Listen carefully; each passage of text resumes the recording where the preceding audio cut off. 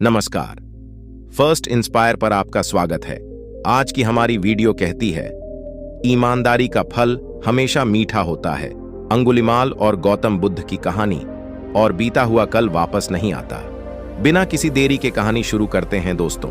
एक बार की बात है, महात्मा बुद्ध अपने शिष्यों के साथ नगर भ्रमण पर निकलने वाले थे। पर इस बार बुद्ध जी ने कहा कि केवल कुछ शिष्य ही हमारे साथ इस यात्रा पर जा पाएंगे। इसके लिए हम कल बताएंगे कि क्या करना होगा। फिर सभी शिष्य अगली सुबह होने का इंतजार करने लगे। फिर सुबह होते ही सभी शिष्य महात्मा जी के समक्ष जा पहुंचे। तभी महात्मा जी ने कहा कि हम 3 महीने बाद यात्रा पर निकलेंगे। तभी एक शिष्य ने पूछा कि गुरुजी, आपके साथ यात्रा पर कौन जाएगा? इसके बारे में आपने बताया ही नहीं। तभी महात्मा जी बोले कि केवल एक ही शिष्य हमारे साथ इस यात्रा पर जाएगा। तो सभी शिष्य हैरानी से महात्मा जी के ओर देखने लगे। केवल एक ही शिष्य। तभी सभी शिष्य अपने अपने गमले लेकर अपने अपने कक्ष में चले गए और सब अपनी तरह से अपने अपने गमले के बीजों को सींचने लगे। लगभग 2.5 महीना बीत चुका था। सभी शिष्यों के पौधे थोड़े थोड़े बढ़ने लगे, लेकिन उनमें से एक शिष्य का पौधा बिल्कुल भी नहीं बढ़ा। लेकिन फिर भी वह निराश नहीं हुआ और हर रोज की ही भांति अपने गमले के बीज को सींचता रहा, लेकिन कोई भी फर्क नहीं पड़ा। फिर परीक्षा का दिन आ गया। सभी शिष्य अपने अपने गमले लेकर महात्मा जी के समक्ष प्रस्तुत हुए। फिर थोड़ी देर बाद वह शिष्य भी वहां प्रस्तुत हुआ जिसके गमले में लगा बीज बिल्कुल भी नहीं बढ़ा। उस शिष्य को देखकर सभी शिष्य आपस में हंसने लगे। तभी महात्मा जी ने बड़े आश्चर्यजनक शब्दों में उस शिष्य से कहा कि क्या हुआ वत्स, तुम्हारा गमला तो बिल्कुल वैसा ही है जैसा कि हमने तुम्हें सौंपा था। तब उस शिष्य ने जवाब में कहा कि क्या करूं गुरुजी, मैंने तो इसकी हर रोज खूब देखभाल की, लेकिन यह बढ़ा नहीं। तब दूसरे सभी शिष्य उसका परिहास उड़ाने लगे। तब महात्मा जी बोले कि शिष्य चलो, तुम यात्रा पर चलने की तैयारी कर लो, हमें कल सुबह ही निकलना होगा। तभी सभी शिष्य बड़े अचंभे से महात्मा जी की ओर देखने लगे। तब महात्मा जी ने कहा कि हाँ, हमने जो पौधे तुम सबको दिए थे वह सभी बंजर थे, तो उसमें पौधा कहां से उगता? लेकिन तुम सब में से किसी ने भी सच्चाई और ईमानदारी से ये नहीं बताया कि इसमें पौधा नहीं उग पा रहा है, बल्कि यात्रा में जाने के लालच में सबने झूठ बोला।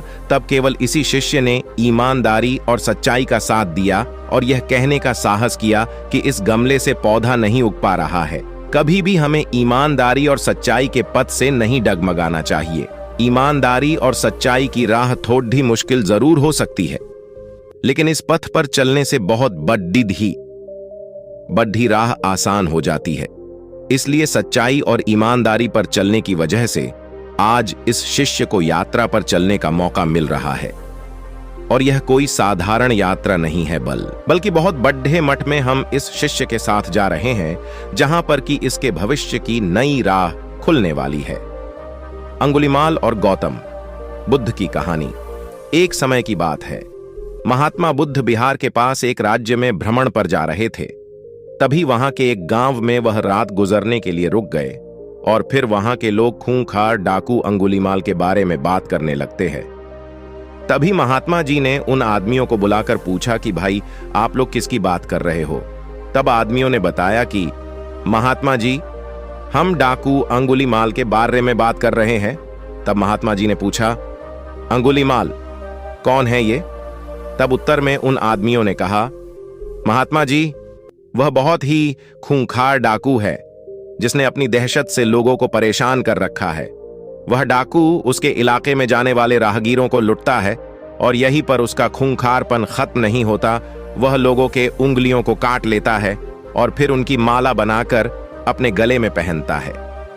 तब महात्मा जी ने बड़ी शालीनता से पूछा कि अंगुलिमाल डाकू मिलता कहां है?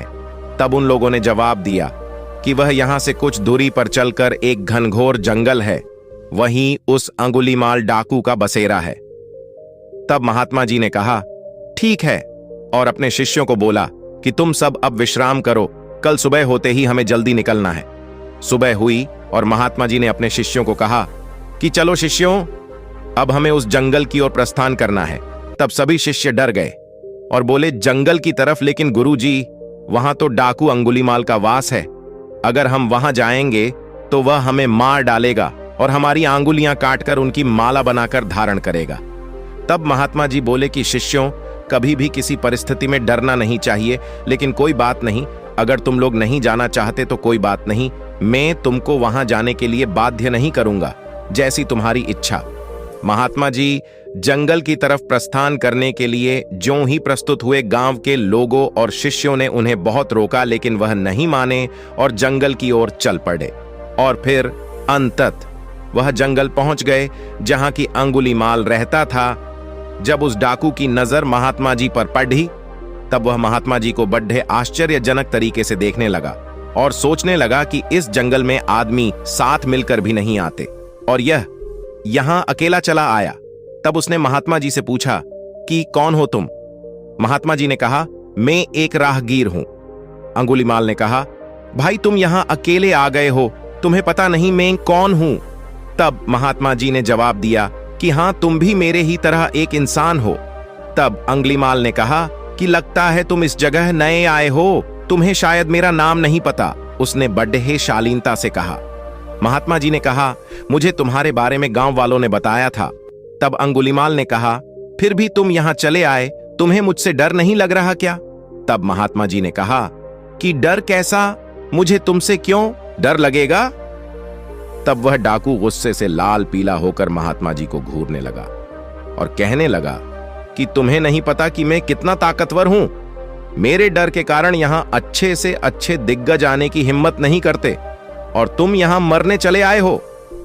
तब महात्मा जी ने कहा, ताकतवर में तो तुम्हें ताकतवर नहीं मानता। तब तो गुस्से से लाल आंखें करके वह डाकू महात्मा जी को देखने लगा। तब अंगुलीमाल ने कहा कि तुम्हें नहीं पता कि मैं कितने आदमियों को मार चुका हूं। मेरे गले में यह माला देख रहे हो, मैंने उन आदमियों को सिर्फ लुटता नहीं हूं, बल्कि उनके हाथ की उंगलियों को काटकर अपनी माला में पिरो लेता हूं। यह कहते हुए अंगुलीमाल जोर जोर से हंसने लगा। महात्मा जी मंद मुस्कान के साथ हंसने लगे। तब वह डाकू आश्चर्य से महात्मा जी को देखने लगा और सोचने लगा कि अरे ये कैसा इंसान है, मुझसे डरने की बजाय ये हंस रहा है। तब अंगुलीमाल ने कहा कि लगता है तुम्हारा मानसिक संतुलन ठीक नहीं है, यह सुनकर तुम्हें सदमा लग गया है। महात्मा जी ने कहा, मुझे कोई भी सदमा नहीं लगा और न मेरा मानसिक संतुलन खराब है। अंगुलीमाल ने कहा, तुम्हें मुझ जैसे ताकतवर डाकू से डर नहीं लग रहा और यह सब सुनकर भी तुम मेरे सामने खड़ी दिए हो, यह उससे भी ज्यादा आश्चर्य की बात है। तब महात्मा जी ने कहा, कौन ताकतवर?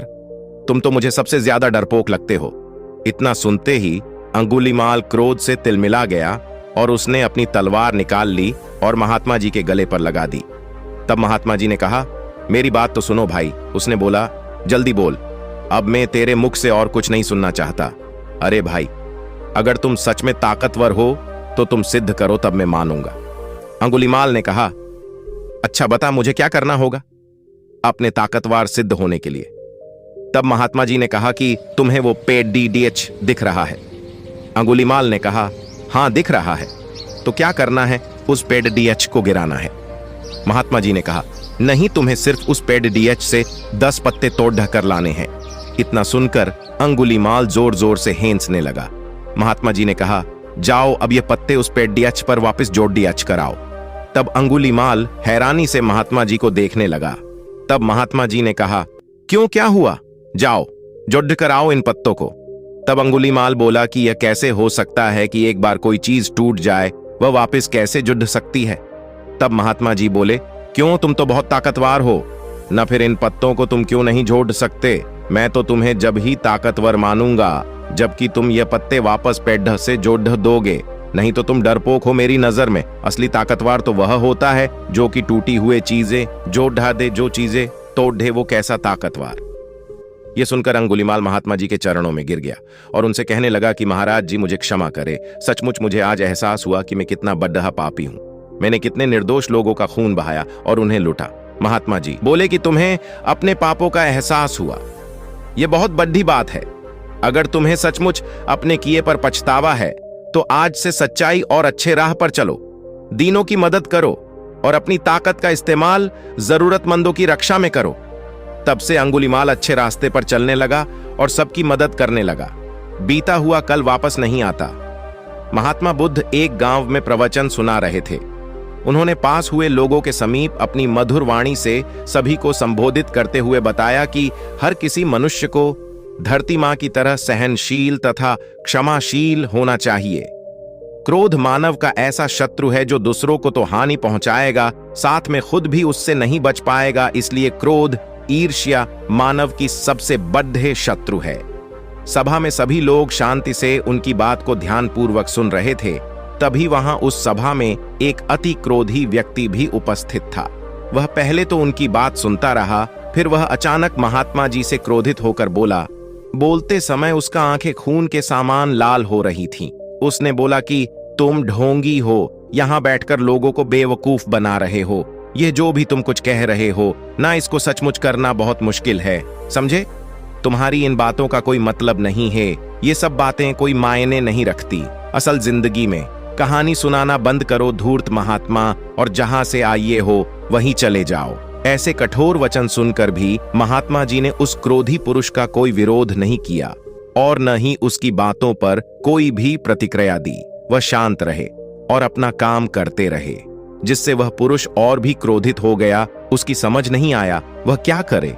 तब उस पुरुष ने महात्मा जी के मुंह पर थूक कर चला गया। अगले दिन जब उस व्यक्ति का क्रोध शांत हुआ और उसे अपनी गलती का पछतावा हुआ, तब वह आत्मग्लानि में जलने लगा और फिर उसने सोचा कि उस महात्मा से मुझे माफी मांगनी चाहिए। वह महात्मा जी की खोज में उसी स्थान पर गया जहां महात्मा जी कल प्रवचन दे रहे थे। लेकिन महात्मा जी वहां कहां मिलने वाले थे? वह तो अपने शिष्यों के साथ अन्य किसी गांव की यात्रा पर निकल पड़े थे। वह पुरुष सब लोगों से महात्मा जी के बारे में पूछता उस स्थान पर पहुंच गया जहां की महात्मा जी प्रवचन कर रहे थे। तब उस पुरुष को महात्मा जी के शिष्यों ने उसे उनके पास जाने से रोका, लेकिन महात्मा जी ने अपने शिष्यों को आदेश दिया कि आने दे उस पुरुष को। तब वह पुरुष महात्मा जी के चरणों पर गिर गया, उनसे बोला, मुझे क्षमा कीजिए महाराज। उसने महात्मा जी से पूछा, क्या आप भूल गए हो कि मैं वही जिसने कल आपका इतना अपमान किया था? मैं अपने दुष्ट कृत्य की आपसे माफी मांगता हूं। तब महात्मा जी ने बड़े शालीनता से उस पुरुष से बोले कि कौन सी बात? तब उस पुरुष ने बड़े ही हैरानी से महात्मा जी की ओर देखा। महात्मा जी बोले कि मैं तो बीती बातें वही छोड़ दी हाथ आया, क्योंकि बीता हुआ कल कभी वापस लौट कर नहीं आता। इसलिए बीती हुए बातों की वजह से आज और अपना आने वाला कल नहीं बिगड़ना चाहिए। जो हो गया सो हो गया। तुम्हें अपनी भूल का एहसास हुआ, यही सबसे बड़ी बात है। तुम अपनी गलती को मान लिए, सो तुम अब निर्मल हो गए हो। इसलिए कोई भी ग्लानि अपने मन में नहीं रखो। अपने आने वाले कल के बारे में विचार करो और उसे सुधारने का प्रयास करो। महात्मा जी की बात सुनकर उस पुरुष के मन का भार हल्का हो गया और उसने महात्मा जी के चरणों को पकड़ ढकर कहा, आज से मैं अपने क्रोध का त्याग करता हूं और धैर्यवान और क्षमाशील होने का प्राण आज से लेता हूं। तो दोस्तों, हमें इस कहानी से यह प्रेरणा मिलती है कि यदि अपने बीते हुए कल की गलती को लेकर हमें वर्तमान में उसका पछतावा न कर, उस गलती को हमें अपने भविष्य में कभी नहीं करना चाहिए, क्योंकि दोस्तों बीता हुआ कल कभी लौट कर वापस नहीं आता।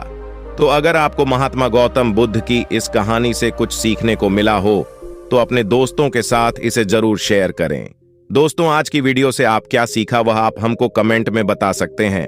इसी के साथ में हमें उम्मीद है कि आपको वीडियो पसंद आई होगी, तो इस वीडियो को उसे इंसान को शेयर करें और उसी के ठीक बाद चैनल को सब्सक्राइब करें। चलिए फिर मिलते हैं ऐसे ही एक और नई वीडियो में। तब तक के लिए आप अपना ख्याल रखें। धन्यवाद और नमो बुद्धाय। First inspire.